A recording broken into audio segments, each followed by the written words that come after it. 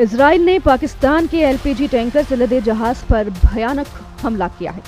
Israel के हमले के बाद पाकिस्तान ने ओमान और सऊदी अरब से मदद की गुहार लगाई है। तो वहीं ग्लोबल समुद्र फ्लोटिला मिशन के 50 जहाजों को इजराइल ने गाजा पहुंचाने से पहले रोक दिया है। गाजा में मानवीय मदद के मिशन पर निकले कई नामचीन लोगों में हमास के एजेंट्स की इजराइल जांच कर रहा है, जिससे भड़के तुर्की ने इजराइल पर निशाना साध दिया है। नेतन्याहू का ऐलान, गाजा से भागो नहीं तो मरो। गाजा बनेगा 21 लाख लाशों का कब्रिस्तान। हमास पर ट्रंप का भयानक हमला शुरू। गाजा में फट रहा एक बम अब अमेरिका को डरा रहा है। इजराइल के भयानक हमले ट्रंप की दिल की धड़कनें बढ़ा रहे हैं। ट्रंप बहुत ज्यादा बेचैन हैं। उनकी टेंशन बढ़ती जा रही है। हमास कोई जवाब नहीं दे रहा। ट्रंप ने 3 से 4 दिन का अल्टीमेटम दिया है, लेकिन हमास सस्पेंस बनाए हुए है। व्हाइट हाउस में हमास के सफाई का प्लान तैयार हो रहा है। ट्रंप अब हमास को पूरी तरह से मटियामेट कर सकते हैं। हमास पर ट्रंप के शांति समझौते को मानने का जबरदस्त प्रेशर है। हमास में समझौते को लेकर 2 फाड़ भी हो गया है, मगर लड़ाका ग्रुप अब भी झुकने को तैयार नहीं है, जिसे देखते हुए ट्रंप ने आक्रमण की रणनीति पर काम शुरू कर दिया है। व्हाइट हाउस प्रेस सचिव कैरोलिन लिविच ने इशारों में बताया है कि ट्रंप किस कदर भड़के हुए हैं। व्हाइट हाउस में सेंसिटिव मीटिंग चल रही है। इधर इजराइल है कि पूरे गाजा की सफाई शुरू कर चुका है। इजराइल ने धमकी दी है कि 1 अक्टूबर के बाद गाजा में जो भी मिला उसे आतंकी करार देकर जहन्नुम भेज दिया जाएगा। मतलब ये कि गाजा में इजराइल अब किसी को भी रहने नहीं देगा। जो भी गाजा में इजराइल सेना को मिला उसकी खोपड़ी उड़ा दी जाएगी। ये धमकी किसी और ने नहीं, इजराइल के रक्षा मंत्री ने सोशल मीडिया पोस्ट कर दी है। इजराइल काद्स ने सोशल पोस्ट पर धमकी में लिखा कि ये उनके लिए आखिरी मौका है। जो कोई भी गाजा शहर में रुकेगा उसे आतंकी समर्थक माना जाएगा और उन्हें इजराइल के हमलों की पूरी ताकत का सामना करना पड़ेगा। पीएम नेतन्याहू अपनी कही हर बात को सच साबित करते जा रहे हैं। गाजा में मानवीय सहायता ले जा रहे जहाजों पर धावा बोलकर इजराइल ने कई देशों में हड़कंप मचा दिया है।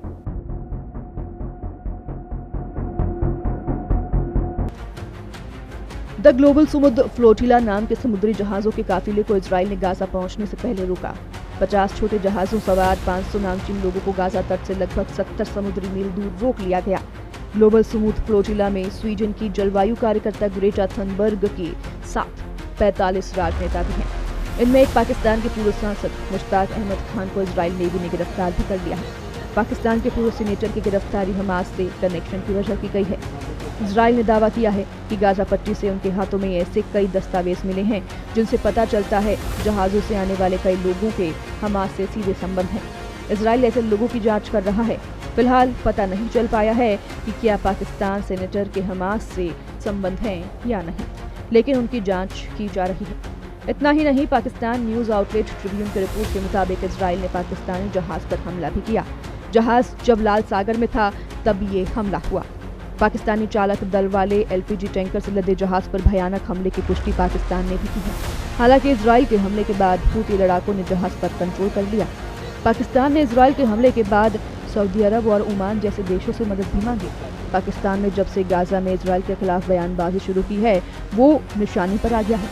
पाकिस्तान की तरह तुर्की को भी नेतन्याहू जल्द सबक सिखा सकते हैं। तुर्की ने इजराइल के एक्शन का जबरदस्त विरोध किया है। तुर्की ने फ्लोटिला को रोकने को आतंकी करतूत करार दिया है। ग्लोबल समुद्र फ्लोटिला मिशन में तुर्की के कई नागरिक हैं जिनकी रिहाई को लेकर तुर्की में प्रदर्शन भी हो रहे हैं।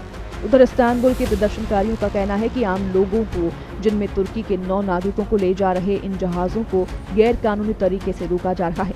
इसका विरोध करने के लिए हम कई नागरिक समाज संगठनों के साथ यहाँ हैं। इजराइल की ये कार्रवाई पूरी तरह से गलत है।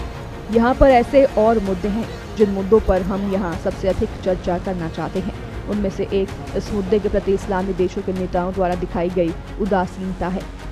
प्रेसिडेंट एर्दोआन ने 1 अक्टूबर को इजराइल को धमकी दी थी, जिसके बाद इजराइल ने फ्लोटिला जहाज से गाजा जा रहे तुर्की के लोगों की गर्दन दबोच ली।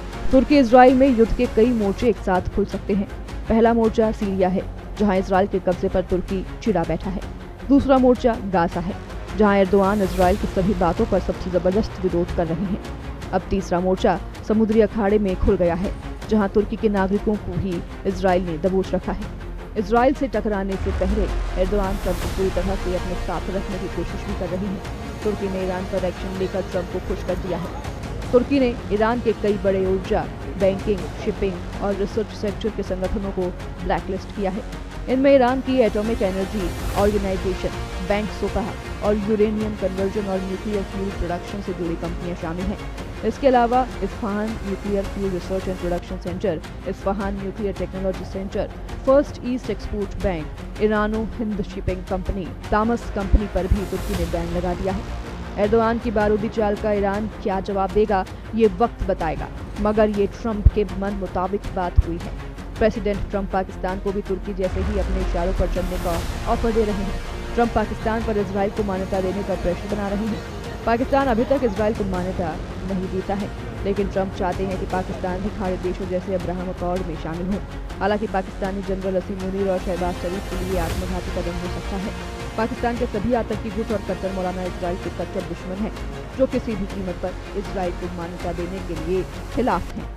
वैसे भी पाकिस्तान में हालात बेहद खराब होते जा रहे हैं। बलूचिस्तान के बाद अब कब्जे वाले कश्मीर में पाकिस्तानी सेना की पिटाई हो रही है।